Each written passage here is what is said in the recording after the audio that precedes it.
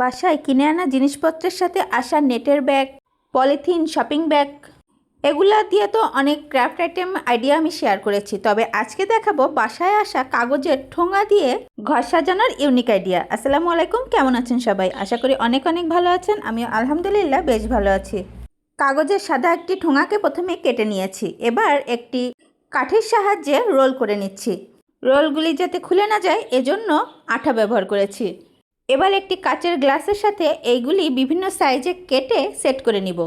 তাহলেই খুবই ইজি ওয়েতে এবং ধরতে গেলে একেবারে বিনা খরচে তৈরি হয়ে যাবে বর্তমান সময়ের ভীষণ ট্রেন্ডিং একটি 2-in-1 প্রোডাক্ট। অর্থাৎ এটিকে আপনি ক্যান্ডেল হোল্ডার হিসেবে অথবা ফুলদানি হিসেবে ব্যবহার করতে পারবেন।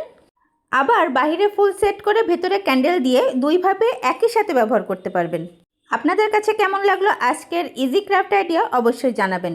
অনেক ভালো থাকবেন সবাই। আল্লাহ হাফেজ।